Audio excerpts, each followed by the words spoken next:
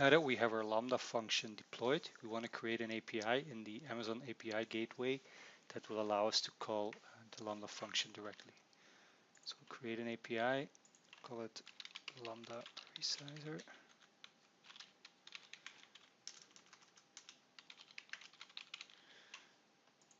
Create the API. For this API, we won't use get parameters, but we'll use pod parameters. So we'll create two resources and we'll give them the names width and height, but we put that between curly brackets, which means that these are pod parameters. So we'll create two resources.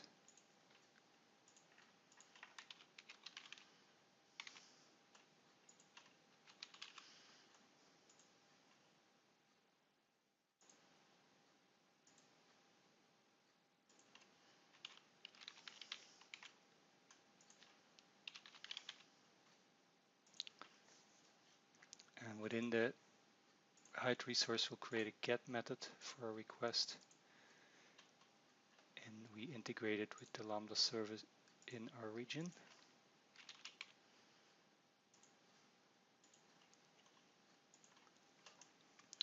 Now, there's one additional parameter, which is the URL parameter, which we will not configure as a pod parameter, but we'll configure it as a query string.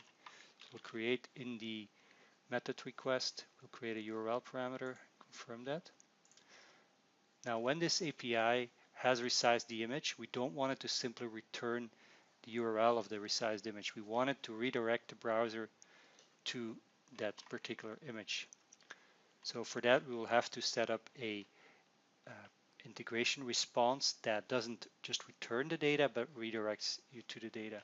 So for that, we'll have to change the HTTP status of the response from 200, which means OK, to 302, which is a HTTP status code for a redirect.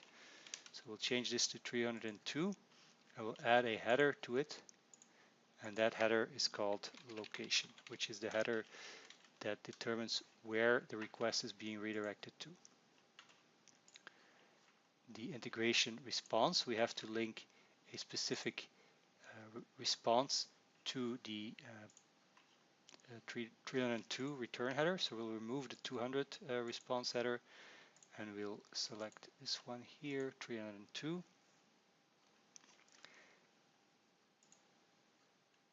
And we'll add a mapping value to our header, which is called integration response. And in our case, the response, the result of our Lambda function was a string representing the new URL.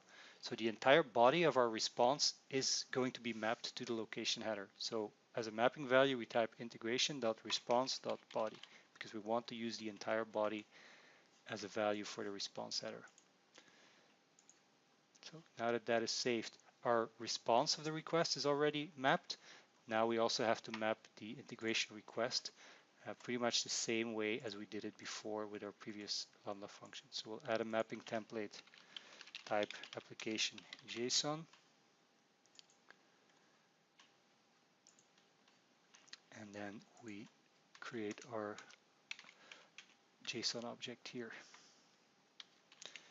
URL is the first parameter, width and height.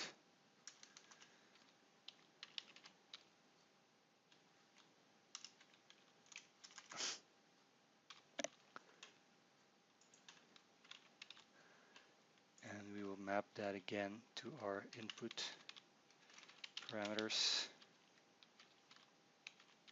that we defined. URL, width and height.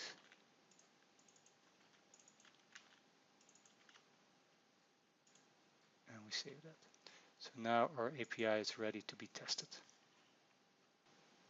Enter a height and a width and a URL and click test.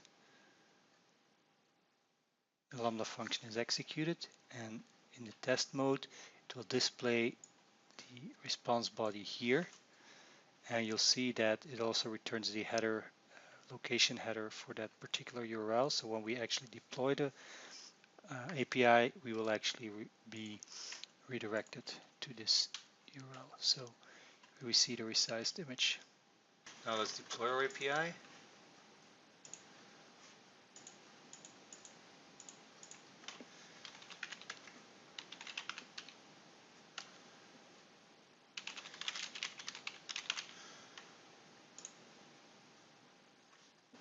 see the invoke URL here. So we have the deployed URL. We had two path parameters, the width and the height. So let's use 100 wide and 100 high, and then we provide the URL parameter, and then when we execute this, we'll pick up the image, resize it, and redirect us to the URL of the resized image. There we go. So instead of just returning the response, it will redirect us to this URL. This will allow us to use a call to the API inside our HTML code, so that images will be resized on the fly. First time an image load will take a little bit longer because it has to be resized, but after that the resized image is served directly from the S3 URL.